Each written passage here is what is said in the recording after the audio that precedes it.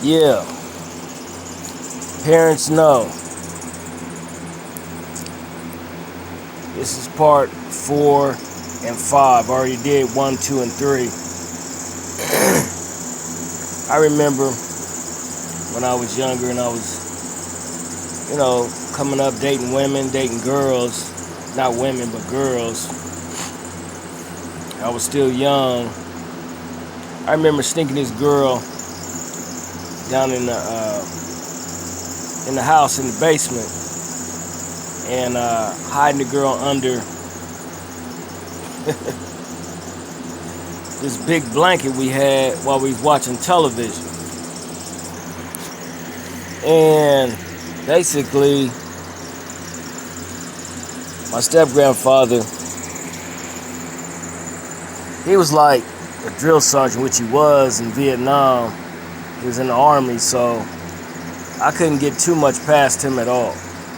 Because he had ears like radars.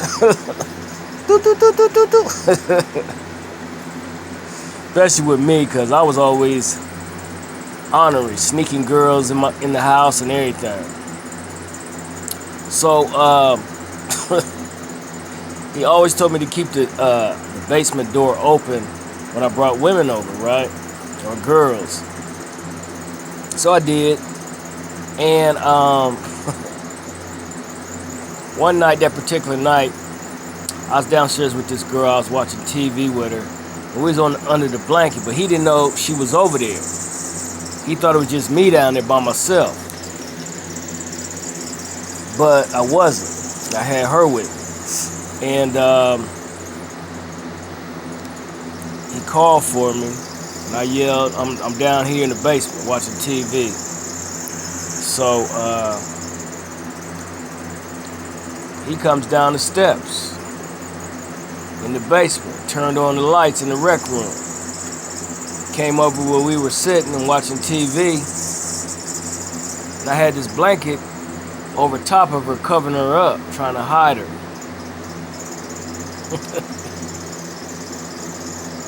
That didn't work for very long, because he knew. You know what I'm saying? He knew that I had somebody down there. So he walked over to the blanket, pulls the blanket off the girl, and started laughing.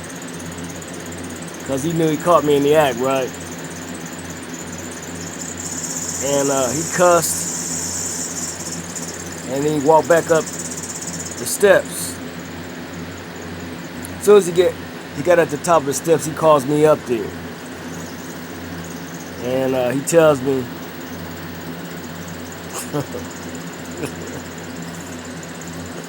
that he didn't want me to have her over there.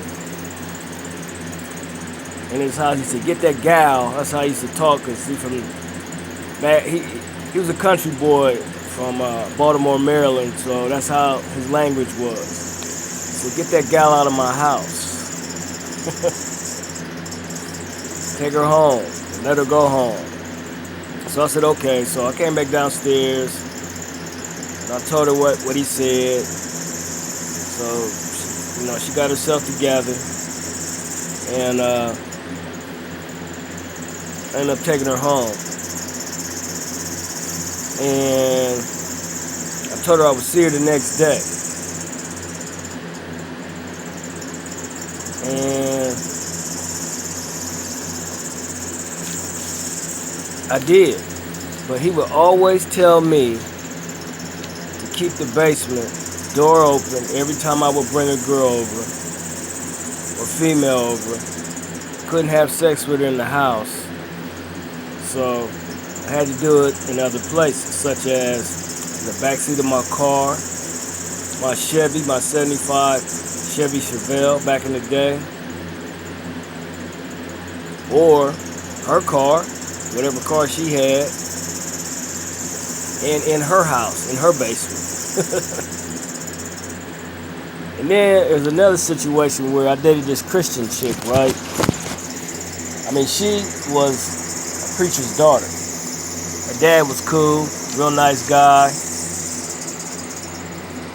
And she lived over off of Refugee in those real expensive houses, you know. So he just told me, you know, just take care of my daughter. And I did. Watch over, and I did. You know, and she was a trip for a Christian girl. Man, she was the biggest freak sexually I ever met in my life. Why am I saying that? Because she was bold with it, meaning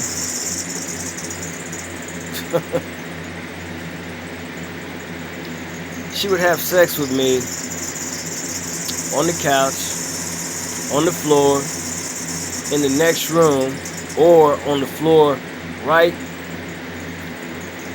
in the next room where her parents were. I got scared. I said, what are you doing? I said, why are you wanting to do this in here and your parents is in the next room? She's like, well, they ain't gonna come in here, they ain't gonna do nothing. I said, well, how you know? She said, cause I know. They won't come in here. So it took her a minute to talk me into doing something with her like that. And, you know, the worst feeling, like I said in another video, is get caught butt naked having sex with somebody. Even if you're not cheating. Even if she's your girlfriend or he's your boyfriend.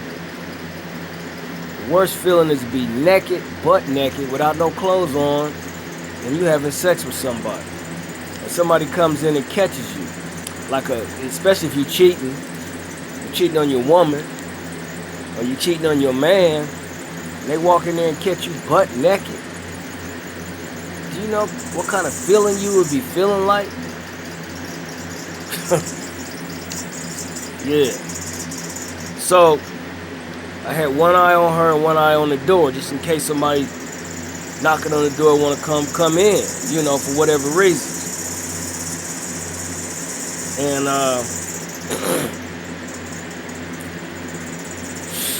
man, it was crazy. We in there having sex and we watching TV, you know what I'm saying, and we having sex on the floor and on the couch. In the basement. And other times in the next room where her family was in there, her mother and father was in there watching TV or whatever they was doing. I'll never do that again. That was bolder than bold. So you see, you kids, yeah, we know. We know the games you play. You know what I'm saying? We know. You know, all the little games you want to try to sneak by us because you think we older and we don't know nothing, but we know much more than you because we been there, done that.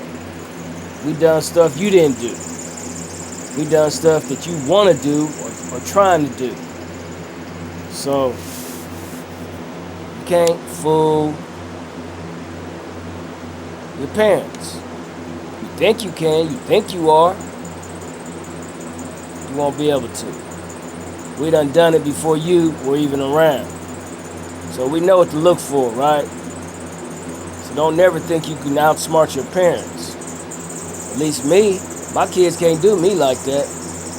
Ain't gonna happen. I got all girls, and I'm very protective of them. And they're not gonna tell me certain things because they already know. It ain't gonna flow like that. Not with me. And don't think I don't know about the guys they messing with. Because if they're a piece of shit, they got to quit. And they got to go. They gonna get the boot. And they better scoot. Quickly. Don't come back.